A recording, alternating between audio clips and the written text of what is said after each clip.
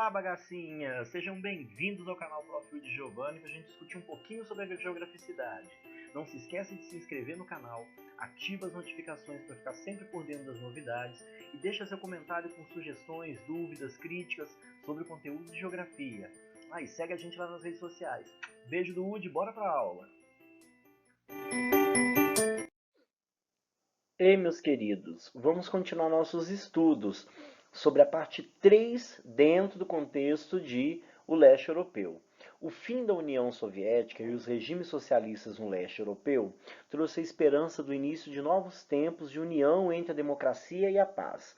Porém, na década de 90 foi marcada nessa região por acontecimentos políticos e econômicos muito conflituosos. Os desencontros entre os limites territoriais e as identidades nacionais que existiam desde a Primeira Guerra Mundial geraram violentos conflitos separatistas, causando diversas fragmentações entre esses países.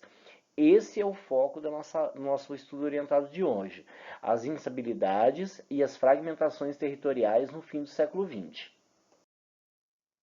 Um exemplo bastante interessante é a formação do antigo Estado da Iugoslávia, e principalmente a importância de Tito.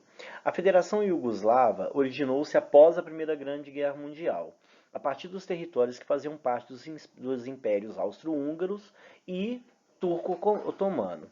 Apesar da balcanização étnica e religiosa, a Iugoslávia manteve unida após a Segunda Guerra Mundial, entre 1939 e 1945. Essa união deveu-se à influência e à habilidade política de um líder socialista muito carismático, que era o Marechal Josip Broz Tito, que se destacou na luta contra os invasores nazistas durante a Segunda Guerra Mundial.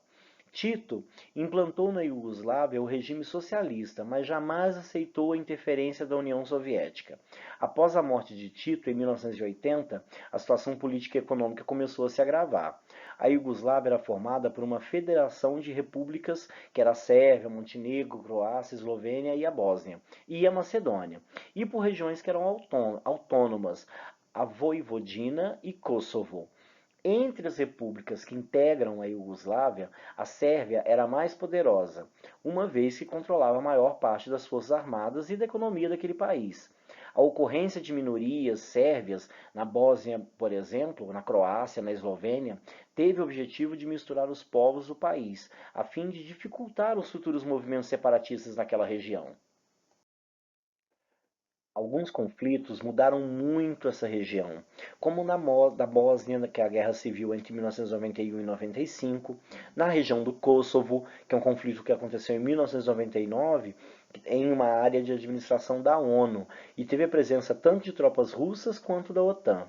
Na região da Macedônia, com conflitos entre macedônios e as minorias albanesas no ano de 2001, e a independência de Montenegro, por um referendo, ouviram a população. Isso aconteceu em 2006, desculpa.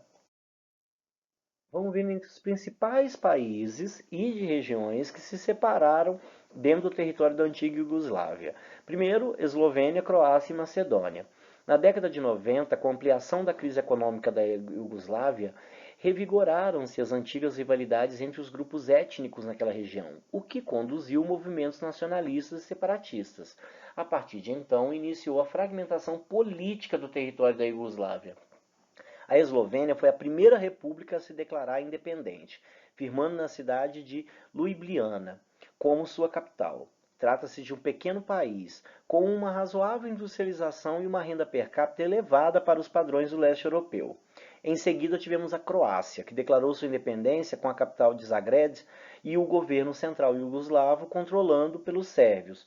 Mandou tropas para conter os separatistas e os combates que agravaram a crise. Já na Macedônia, que era a região mais pobre das ex-repúblicas iugoslávias, também tornou-se independente. A partir do ano 2000, o país passou a enfrentar conflitos entre macedônios e a minoria albanesa, que se rebelou na fronteira do Kosovo. A região de Bósnia, também conhecida como Bósnia-Herzegovina. A crise da Iugoslávia tornou-se mais grave na República da Bósnia, pois assim a população era composta por grupos étnicos muito diferentes.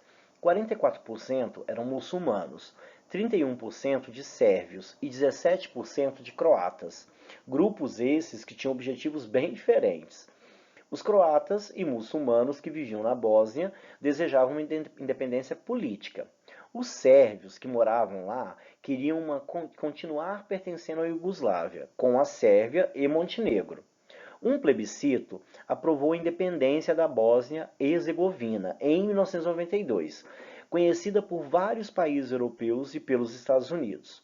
Entretanto, as divergências entre os três grupos étnicos levaram a uma sangrenta guerra civil que visava o controle sobre os vários territórios.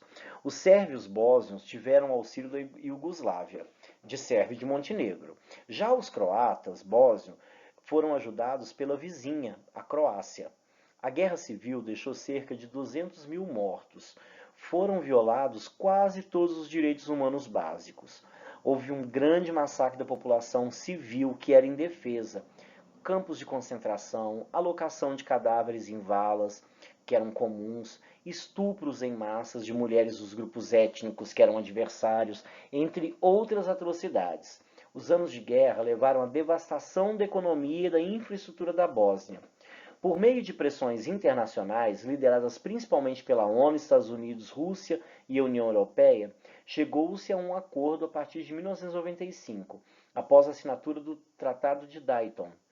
Por esse acordo, Bósnia e Herzegovina foi mantida como um país independente por meio de uma confederação. Quase que 49% do seu território ficou sob o controle sérvio-bósnio, enquanto 51% passou para o controle de muçulmanos e croatas bósnios. Essa divisão territorial por grupos étnicos também passou a vigorar na sua capital, que é Sarajevo. Já a região de Montenegro, em 2003, ele e Sérvia eram as últimas repúblicas da Federação da Iugoslávia. Naquele ano, em 2003, decidiram abandonar o nome Iugoslávia e se tornaram semi-independentes com política externa e defesa comuns. Em 2006, Montenegro proclamou sua independência plena após a realização de um referendo, tendo sido um processo sem conflitos e com o reconhecimento da Sérvia. A região do Kosovo era uma província autônoma dentro do território da Sérvia, com uma população composta em sua grande maioria por albaneses muçulmanos.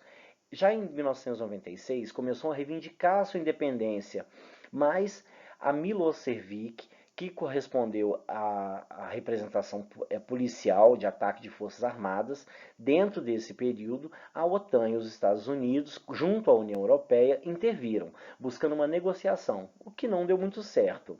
Kosovo declarou sua independência da Sérvia em 2008, bem recente, mas sua autonomia política não é reconhecida pela Sérvia nem pela Rússia, até os dias de hoje.